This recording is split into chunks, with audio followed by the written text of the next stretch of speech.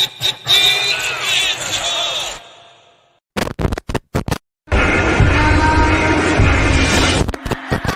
sleep again, again, again, again.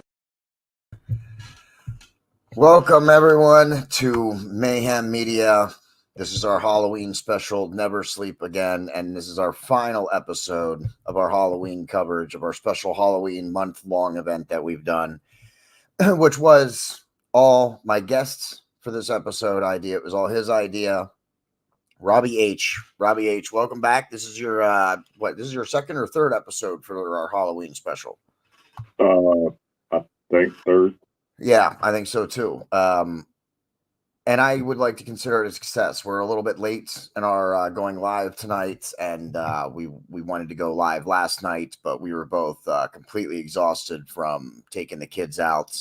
Robby, of course, has kids that he took out trick-or-treating, and I took my nephew out trick-or-treating, and we were both exhausted by the end of that, which is why we didn't go live last night. And we're a little behind tonight because of a little bit of technical difficulties that I had to straighten out. But overall, I'd like to consider, I think it's a success. I think we had some good viewership on the episodes, and it was a lot of fun to do. So this one is, of course, going to be, the title episode of our whole series. This one is going to be on Nightmare on Elm Street, Freddy Krueger, which I don't know about for Robby, but is one of my personal favorites. And we're going to talk about that in just a second. I do want to give a shout out to Crander Q, Friends of the Squared Circle, who did help me make some of the promotion images, especially for the Saw episode last week and the Freddy Krueger, the Nightmare on Elm Street episode this week. So big thanks to him. Go check him out on Facebook and YouTube. And he's available in some other places. Make sure you tell him Mayhem Media sent you. And check out our website, mayhemmediaproductions.com. A lot more of our content is getting available on the website, so you can just start heading there, start seeing episodes, or some of our older episodes. Newer episodes will be starting to be put up there pretty regularly as well, so stay tuned for that. And our storefront, bonfire.com/store/mayhem media shop. Now, there's only, as you can see in the center there, we got the special Halloween design for this month, but we're only going to leave that up for about another week. And then that will be down, and maybe we might make something new for next year, or maybe we'll keep it the same. But if you want one of our special Halloween shirts, don't wait. Get it now, because they won't be up there in about another week or so. Robby H., thank you for making that variation on the logo, and I'm excited to see what we come up with for variation for our Christmas logo. So I'm very excited for that. So Freddy Krueger, Nightmare on Elm Street, Robby. For me, I have to say, let's just start with which one your favorite one was. For me, I'm going to have to go with the first one. I think the original is always one of the best movies when you're dealing with a franchise, and this is no different. What are your thoughts? My honest favorite is the third one. What is it? Dream Warriors? Yeah. Wow, really? It is. I had that VHS growing up, and I guess I watched that one more than any of them. I think that was the best that we got of Freddy was part 3. I do agree. What I'm going to say, because I'm glad you actually picked that, because what I was going to talk about next was how some of the Nightmare on Elm Streets, they're not necessarily like they're part of a series, right? But they don't necessarily go into one another. The story, just the story about Freddy, is basically the only overlying thing that is in a lot of Freddy movies, except for the movie that you chose, which is the first in like basically 3 movies: Nightmare on Elm Street 3, Dream Warriors. Number 4, Dream Master, and number 5, Dream Child, are all very interconnected and interwoven with each other. They are, but they're interwoven with the first one as well, having Nancy.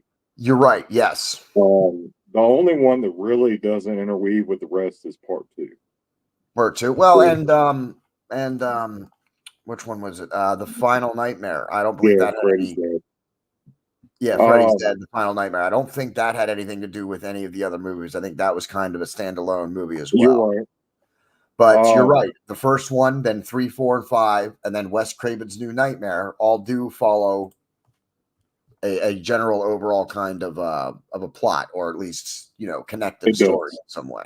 And the Freddy Krueger series, I mean, everybody will say the same thing. The first one was the scariest one. Um, the first one I rewatched, and I mean, I know we become desensitized as we get older, and all the stuff we watch, like uh, Terrifier and all this stuff. But going back and watching it with my son this week, my son is 7 years old, and he is just getting to the point where he's like, I want to watch a scary movie. Yeah, So I'm like, I'm going to start light. We watched Tremors. He loved it, didn't think it was scary. He watched Zombieland. He loved it, didn't think it was scary. He watched Chucky. He loved it, didn't think it was scary. And that's then I turned on interesting. Freddy Krueger. Yeah, And I'm like, he's actually going to get scared of this. Freddy's a very frightening looking character. I remember being young and living at the apartments, and there was a boy that lived there named John Wayne. John Wayne had a big old poster of Freddy Krueger on his wall. And I mean, Freddy Krueger came out in the 80s. I was born in 85. So I might have been my son's age at this time. I wouldn't yeah, walk in his room because of this poster. yeah. My son watched Freddy Krueger and was like, is that it? Yeah. The I only mean, movie that's ever affected him, we got halfway through the newest first It movie, I and can't talk. I can't that talk was about it. the. I can't talk about the It movies. I can't talk about the It movies. Nope. Sorry. That's also my kryptonite. There is the It movies. That's I saw that at a very young age, far younger than I should have. And going back and rewatching the original one is still like I get very like I'm very, I get very stressed about it. Like but I'm not like it's not like I'm scared because I know it's going to happen. I've seen it before, but it gives me that same kind of anxiety that I got when I was a kid. So, and the new one, no chance, no way. I'd like to watch it so that I can so that maybe we can do an episode on it or something like that, but I haven't been able to bring myself to do it yet. So that's all I'm going to say about it is that's my kryptonite there. But and I completely agree with your son. I mean, if there's a movie that you're going to be scared of, it's going to be that one. I mean, Freddy Krueger's scary. Don't get me wrong. And I was always more scared of Freddy Krueger than I was of Jason or Michael Myers. The masks kind of remove some of the. I always thought remove some of the human element of it. You know what I mean? Yeah, it's a masked person. It's a masked person, but it never scared me as much as the scarred up, crazy looking Freddy. See, I was the polar opposite. Halloween has always been mine. I mean, it's not my kryptonite. I enjoy watching Halloween. Yeah. But I've always thought the silent shade, the silent killer was more scarier. The behemoth Interesting. of a person that can just pick you up like that and slam your head in the wall and you're stuck. I Yeah. mean, to me, that's always been more intimidating. See, I think I was like, I think like I like those movies because they were very shocked moments. You know what I mean? Like I think they hit me like that. I got that kind of enjoyment from them. But it's just Freddy was a torturer. He was affected your mind. He didn't just come for you. I think that was the biggest difference. Jason and Michael Myers, yeah, they're masked. So I think, in my opinion, it removes a little bit of the human element. Though I get what you're saying. It kind of makes him more scary because then it's not the face; it's just this mask Well, coming it's at not even you. the mask. The thing is, it's no reaction at all. I mean, Yeah, the point of it was to take the humanization out of it. It's just the yeah, pure evil. yeah. And I'm not the biggest fan of Friday the 13th. And yes, I got the mask on the wall and stuff. I do like the movies for the movies. Like, I actually like the plots of Friday the 13th. Like, if you actually watch them, they intertwine beautifully. I'm Yeah, just not into unnecessary nudity. So it to me, I those are think part of it's the stupid. those are part of the rules. Those are part of the It rules. is. But I mean that's the whole thing. That's why I've never introduced my older kids to it. And I won't. Even though they watched worse by themselves, I'm still not gonna sit here and watch Friday the 13th with my daughter and be like, yeah. So um going back to Freddie, is I like how he evolved from the movies. You start off with the torturer, the one that you mentioned. Yeah. Psychologically, I mean, everything was awesome. I love the practical effects from older movies. I get tired of special effects, and you were talking about it just a while ago, and that's what to me ruined the newer It movies was the special effects in 'em. I did see a little bit of the newer It movies, and I agree with you on that. It's sometimes it's the simplicity that gives it the extra. Not everything doesn't need to be so CGI. You know what I mean? Right. Make it just realistic. So I love what I call MTV graphics, and that's what Freddy has. Especially like when it goes to Dream Warriors, the third one I was speaking of, like the whole TV scene where the Yeah. girl's watching TV, she's keeping herself awake by putting cigarettes out on herself, and she's trying to fix the TV, and all of a sudden Freddy Krueger's head comes out of it, and he grabs her and pulls her into the TV. And I'm just sitting here like that's straight up MTV graphics. I mean, like when you were watching MTV as a kid, that's the kind of shit that you would see. Yeah. And I love it. The kills on Freddy Krueger or on the Nightmare on Elm Street movies are some of the best kills you see back in the day. Yeah. Because they're making Art the Clown a big deal right now, which those movies, if you like what I call gore porn, they're okay, but I don't. I mean, once again, I watch it just to see what it's about. Yeah. But when it comes to how inventive the kills are, the Freddy Krueger kills are the best.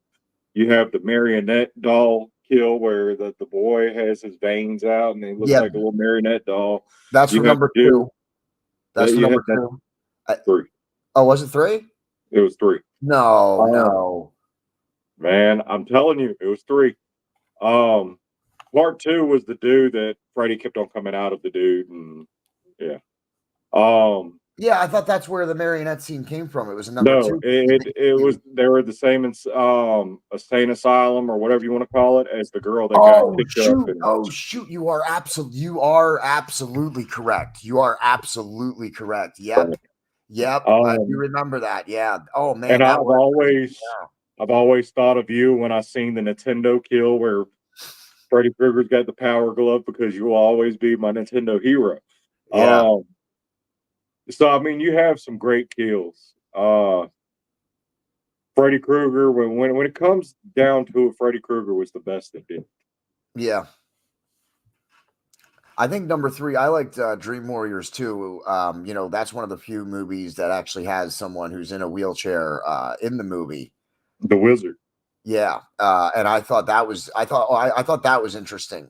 The way that they showcased that dynamic. I mean, I don't know that you can see something like that today because of this is not something we usually discuss on Mayhem Media side. We keep it entertainment related, but because of some of the stuff that is not allowed in today's TV and movies, you wonder if you'd even see something like that, Right. I mean, but everybody wanted that one character they can identify with. And not only that, but I don't know that anybody who's in a wheelchair or who has a physical disability who at least at one point in time hasn't had a dream where they weren't. So like that's what I'm saying. Like it's spot on in terms of that character. So that's what I liked most about number 3 was seeing him and him being one of the most powerful characters in the dream world. Awesome character. Kincaid, the strong dude. I loved them all. Which is kind of blasphemous because my least favorite character of all the series is Nancy. Well, yeah, all right. I mean, I get that. Yeah, I can see that. Yeah, because I even think Johnny Depp was excellent in the first Nightmare on Elm Street movie. I was really hoping he was actually gonna, make it like way back when I first saw it the first time. Because he was the cool kid. Yeah. And he did great in that movie. And you don't think that's Johnny Depp, everybody. Go watch that. That's Johnny Depp in the first Nightmare on Elm Street, the original. And that kill that when he died, that was actually so popular of a death. Even back when the Mortal Kombat video game came out, and Freddy Krueger was a character, which was the new Freddy Krueger from the remake, but the kill was reminiscent of Johnny Depp's death. Yeah. So I always thought that was pretty cool. Yeah. Freddy Krueger's made it to popular culture a lot. Absolutely. And yeah, I'm sorry, he's a great character in the Mortal Kombat games. He's perfect to have in there. Just as most of the horror people that they've tried to when they do those crossover type games or include those add-on characters, they're usually pretty cool. So let's talk about let's see here, where are we? All right, let's talk about the reboot. This is kind of a two-parter here. We got did you like the reboots, the new one that was made, and then who is your favorite Freddy, Robert Englund or Jackie Earle Haley? I did not go include everybody else's name who played Freddy because I think number one, the original one, is one of my favorites. Also, when he came back in A New Nightmare, I think Robert Englund plays a great Freddy, and I think Jackie Earle Haley did a great job in the remake too. And I don't know if I would pick one or the other. I would probably go with Robert Englund if you forced me to choose someone, but I think Jackie Earle Haley did a great job at bringing a new darkness, like a next generational darkness to Freddy Krueger in the remake. So I'm different from a lot of people when it comes to this. I did like the reboot.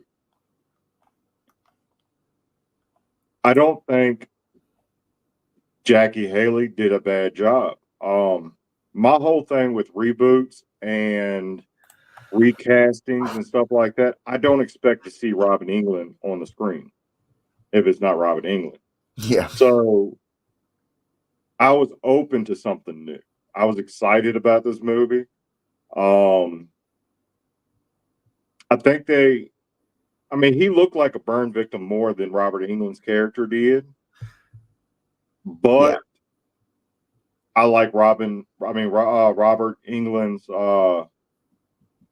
look better. Yeah. Robert Englund's Freddy didn't really. I didn't get burn victim from him when I looked at him. Like, he definitely looked deformed and scarred, and a little bit. I guess you could say maybe he looked burned, but Jackie Earle Haley definitely played more of a burned victim with his look, with the image, with what they gave him to work with. I like Robert. I think Robert Englund's. Again, like you just said, I think they played very different types of Freddys. Exactly, and I was able to accept him as Freddy. Yeah, Robert Englund's Freddy. I love that Freddy. I mean, I love his stance, the hunch, and just the hand coming out. Everything is perfect. I mean, he did a wonderful job. Robert Englund, the way he moves as Freddy too, is very. That's what I mean. He's got that. Like he developed the whole like Freddy move and stuff. Right. Like everything about Freddy was definitely created by Robert Englund. And I don't believe Freddy Krueger or Nightmare on Elm Street. I still call these movies Freddy Krueger. That's just me. But I don't think Nightmare on Elm Street would be popular if it was anybody else. No, I think it would have been just any other 80s horror movie. Yes, I think you're absolutely right. And again, I think that's where what we were saying before, like Robert Englund and Jackie Earle Haley played different Freddys. They actually had to tone back the original one, the one made in 1981 for Robert Englund. He was supposed to be not just a child murderer. He was in the remake, he was supposed to be a child pedophile and murderer.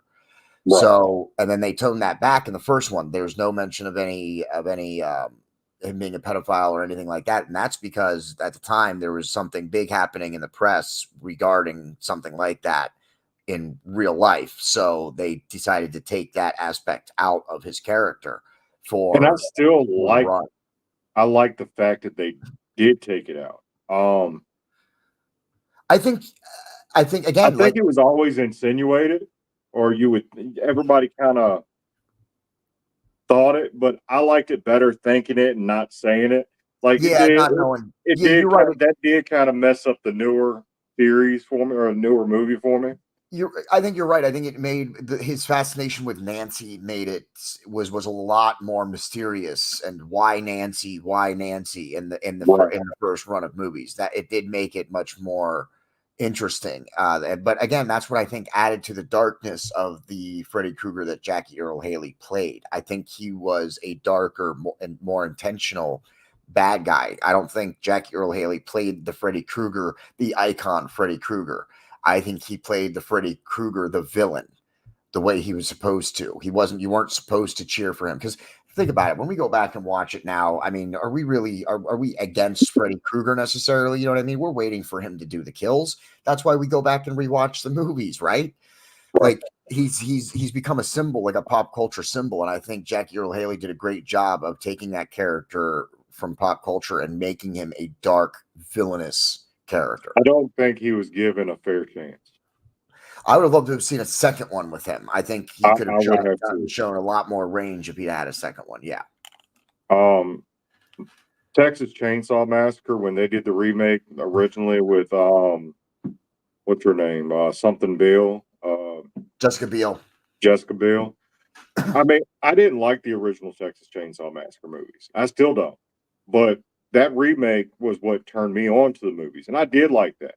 So when I want to say Friday the 13th remake came out in about 2007, 2008, I was down to watch it, and I liked it. I was like, well, here we go with some new Friday 13th. So this is going to be great. Nothing ever came of it. Yeah. And then the new Nightmare on Elm Street, I'm like, come on, give me some Nightmare on Elm Street. Nothing.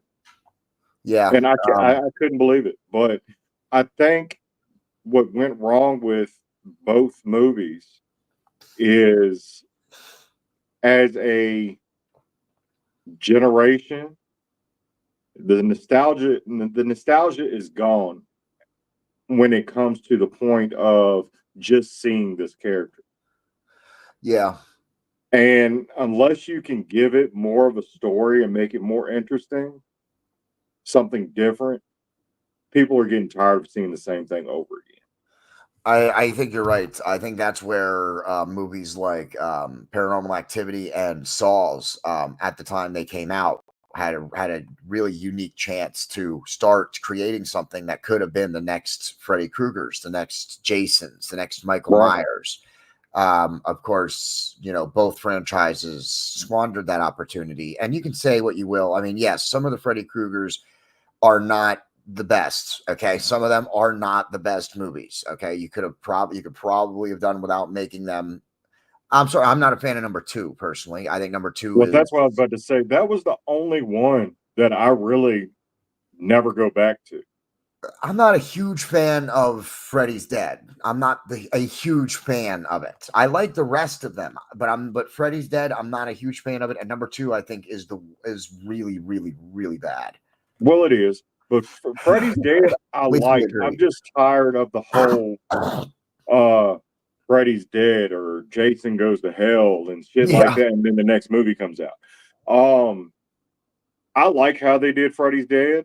I like how that was his daughter. I think it was Freddy's Dead that starts off with the semi-truck scene where the semi is chasing the dude. And it looks like the video of Enter Sandman from Metallica, where the boy gets hit and he goes through. Okay. All right. So I love that. I think Freddie. I think that was a great aspect. And once again, I'm a big Metallica fan. Yeah. Me too. So to me, that was reminiscence of that, and I was like, hell yeah. And then, like, if you watch Freddy 1, where Nancy's best friend gets killed in the room and she's being dragged all around the ceiling and stuff. Yeah. Metallica did the same shit in one of their videos where it's just a box room that they're in. It just keeps on spinning and they're stationary. And for them to do that back in 88, yeah, and actually make it work and make it look good like that. Because, I mean, the whole time, her boyfriend's in the scene in the corner of the camera. And he's still stationary while she's standing right there. Not a hair on his head's moving. Yeah. But this whole room's moving upside down. I will give you that most of them, even the Abomination that's number 2, does have some very cinematic It does. shots. Very, very cinematic shots. I really tried to get shout out Chavo Ornalis. Go check him out on Facebook. I tried to get him to join us for one of these episodes. He was too busy this month. He wasn't able to have a free day to join us. But he works in like videography and stuff. And I wanted to have him on so that we could talk about some of the shots and some of that kind of stuff too. So I'm glad you brought that up, because a lot of the Nightmare on Elm Streets have very unique cinematography, or at least at the time was really almost never done. I mean, the one thing, part 2, that, like, if I think of Freddy's Revenge, I think that was the name of it. I can't remember. But part 2, the part that I remember the most is him standing outside the swimming pool and the flames coming up out the tiki torches or whatever it was, and all the kids running around, and he's just slashing. I mean, that, to me, that was an iconic looking scene. It's just the movie itself was, to me, a failure. Yeah. Oh, yes. It was a terrible movie. But yes, there were some there were some good scenes. The director, not everything he made was crap. So, and although I'm not sure if it was the director or the writer or a combination of both, but yeah, number 2 is pretty bad. But again, there are some cinematography. I'm sorry, I didn't mean to mess that words up. There are some very nice shots that in that movie that are really good. And then you've got what is it, Dream Child and Dream Master, then Dream Child. Yeah, Dream Warriors is number 3, then Dream Master, and Dream Child. Yep.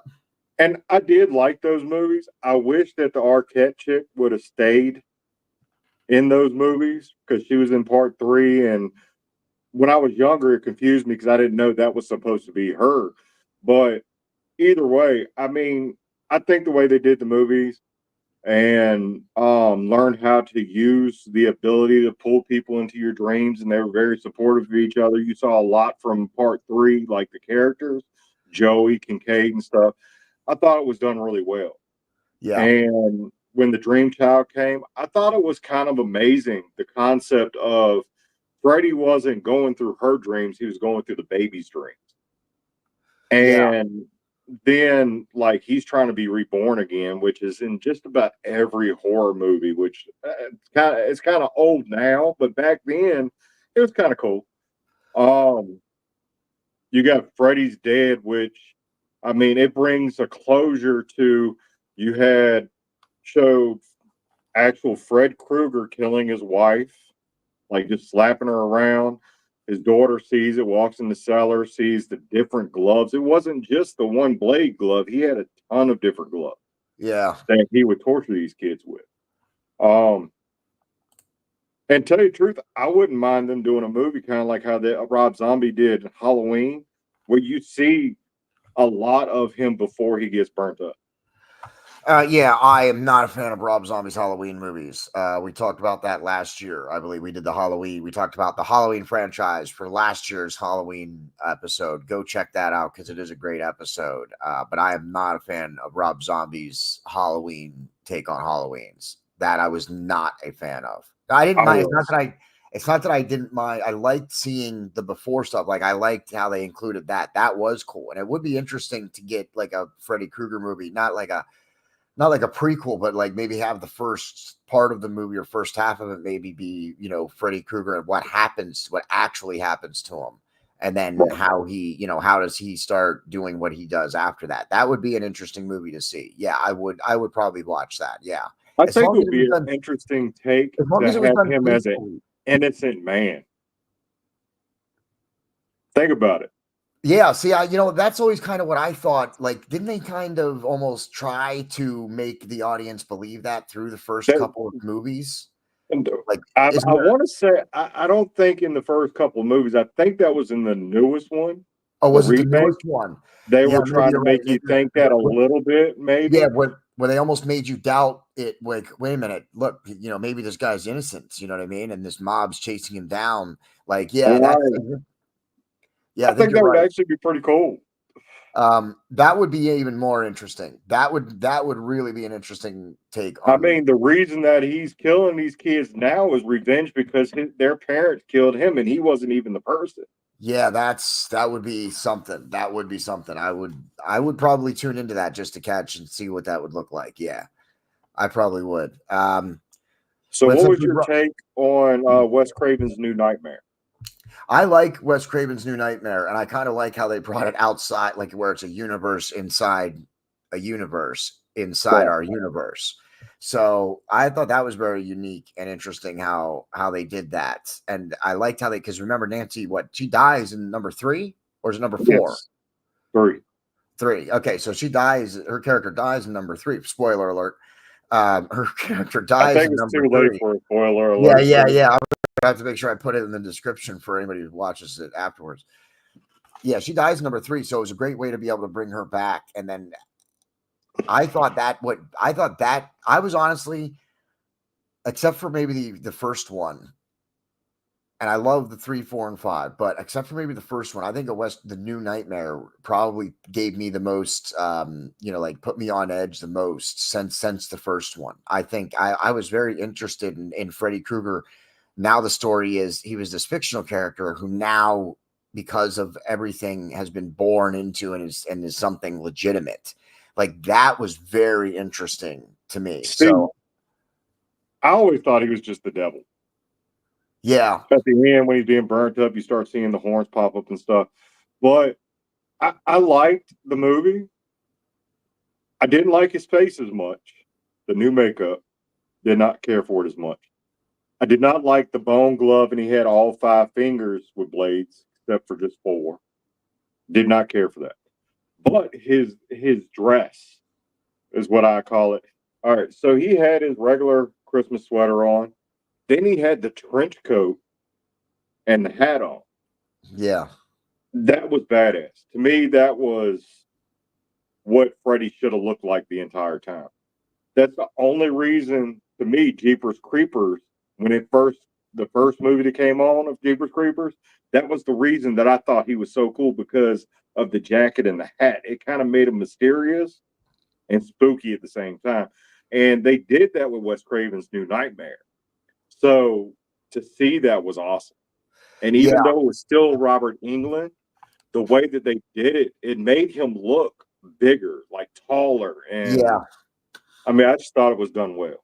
Yeah, I think so. I think so too. Wes Craven, New Nightmare is definitely one of my favorite ones.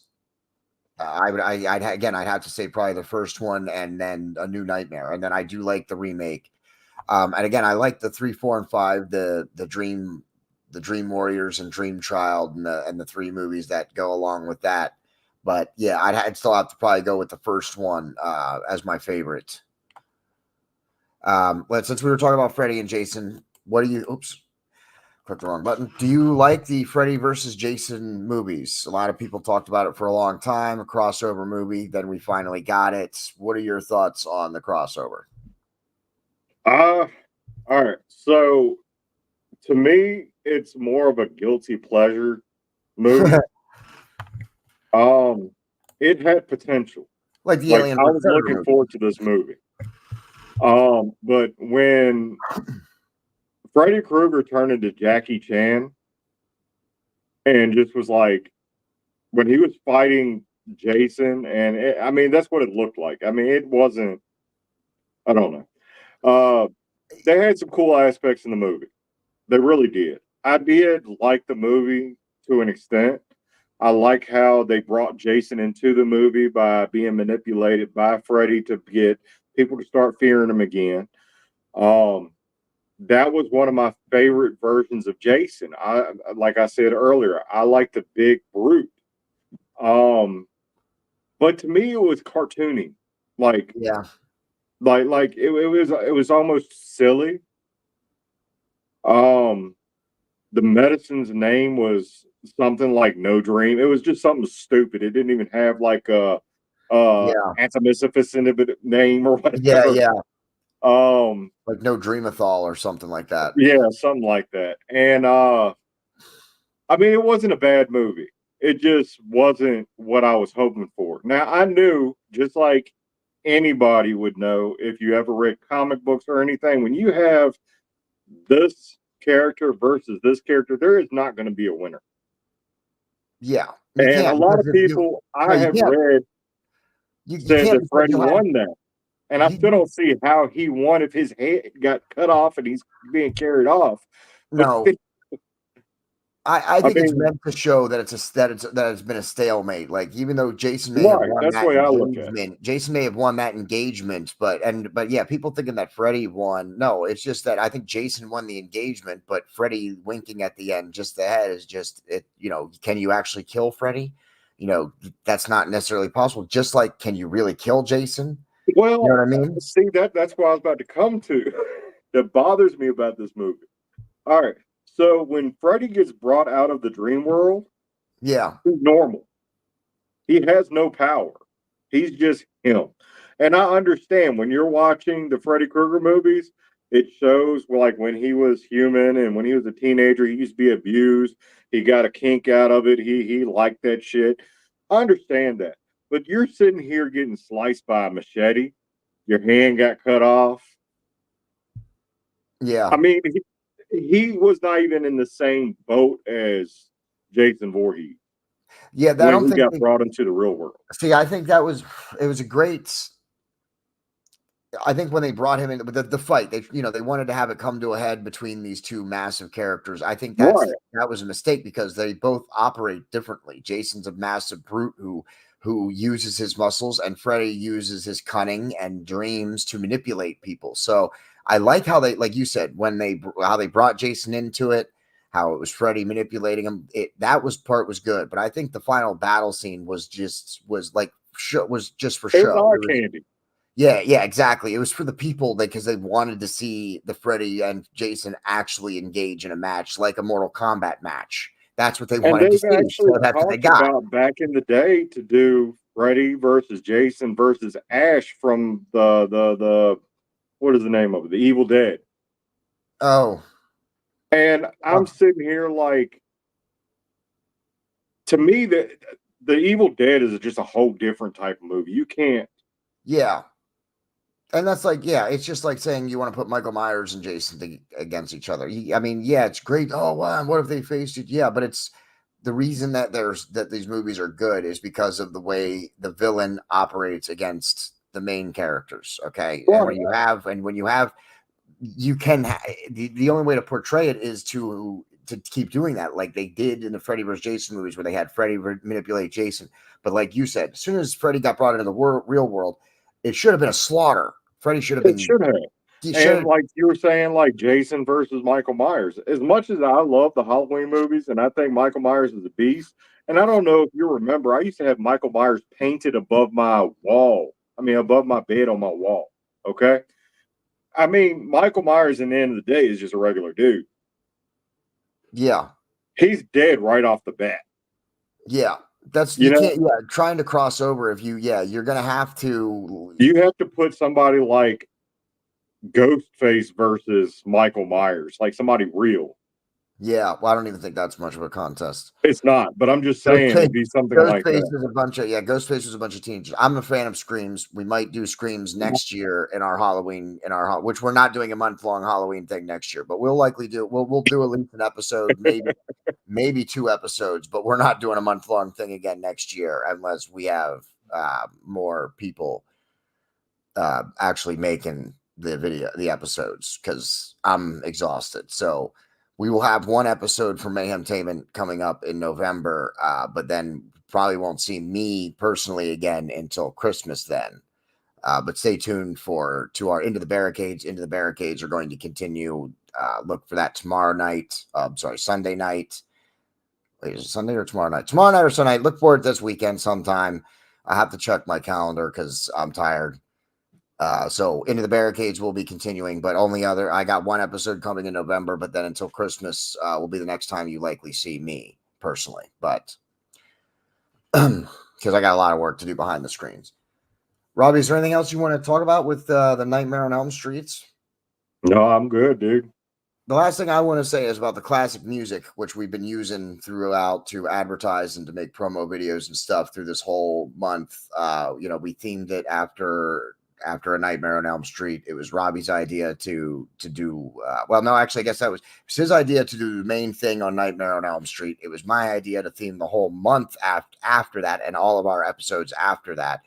So the promo video, which we've been using, I've been dissecting the 1-2 Freddy's Coming for You song, which that's what I forgot to talk about. Yeah, which is iconic and still. That's why I chose. I mean, like that's why we chose. Honestly, that's why we chose A Nightmare on Elm Street. We wanted something to be creepy that we could make some cool promo videos. We chose something specifically for that. And I think we chose right with A Nightmare on Elm Street because of so many different classic, iconic things that Freddy offers. And if y'all have any ideas for graphics, the drawings, the skull, like if we do Halloween next year, maybe we can do a poll. Hey, can we incorporate this movie or something with the graphics? Give me some ideas. Yeah, absolutely. We're always want to hear from you, the viewers. So leave us a comment. Leave us a comment on what you'd like to see next year for Halloween, because we're not going to do a month-long thing, but we will likely do probably 2 episodes. We may do a few more. We'll see. But, I think I had a lot of fun with this year. So leave us a comment on what you'd like us to talk about next year. There's a lot of different choices. And we have, all the team that we get together and we have our meetings, and there's a lot of different Halloween series we want to cover. So we'll be doing this for the coming future in October, for as long as I can see it at this point. So this is going to become a staple for Mayhem is our special Halloween, October event. So, and Christmas is coming up. Robby and I are going to be getting together to make a variation on the logo again for Christmas and try and give it a Christmas theme. We're probably going to do 2 episodes for Christmas. We are talking about, there is talk about us possibly doing another kind of a Christmas movie thing, and it being Die Hard related. Is Die Hard a Christmas movie? Is it not a Christmas movie? We have a lot of more team members that kind of want to maybe get in on that conversation. So we haven't done that since we were still under the Boiling Point podcast brand. So we haven't talked about it since the brand separation. So Die Hard might be one of the topics for the Christmas movies or Christmas episode. And then we're still discussing the other one. So, but we are going to plan some special Christmas stuff that will likely not air live. We will likely record that and then air it around Christmas time, because if you didn't know, I usually take Christmas off. I'm definitely going to let everybody from Mayhem have some time off for Christmas so that they can just relax and enjoy the holidays, no work involved. So when it comes close, as we get closer to Christmas, it'll be probably the second week in December. So likely most of Mayhem will be off until after the new year. And then I will be off shortly after that, because we all need to take a break. So even though it's about 2 months away yet, we're still planning for that. Christmas is going to be the next big thing that we do. So we're excited about that. New apparel is going to be coming hopefully between now and then. Definitely new Christmas apparel will be out sometime in probably right around Thanksgiving or after Thanksgiving. And we'll leave it up again just for the holidays. So visit the storefronts, because if you want a chance to get the Halloween apparel, you want to get it now. We have a mug and we have the t-shirts. There's a sweatshirt in that design as well. So check it out. Pick something up. It's only going to be up until next weekend, the 9th. So next Saturday is the last day that you will be able to get it, that evening, the 9th. So you want to get it on the 8th, because on the 9th, the storefront will be updated and it will be changed. And that design will, at the very least, not be offered until next year. So visit the storefront, pick up some apparel, and before it's too late on the Halloween, and leave us a comment on this. Leave us some discussion. We'd love to, we'll get involved with the comments. If you want to leave a comment and discuss anything, we'd love to do that. So, and please tune in. We're on YouTube, Facebook, and Rumble. Hit the share button, hit the subscribe button. We're trying to increase our following, so please share out some episodes as well. Big shout out to Crander Q one more time. Friends of the Squared Circle. Go check him out for helping with some of the visuals for Halloween.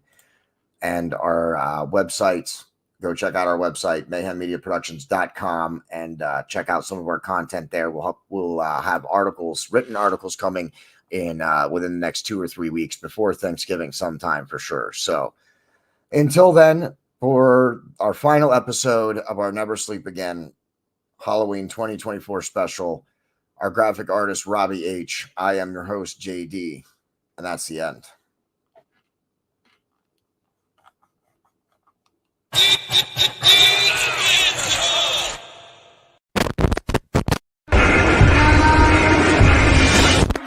Never sleep again, again, again.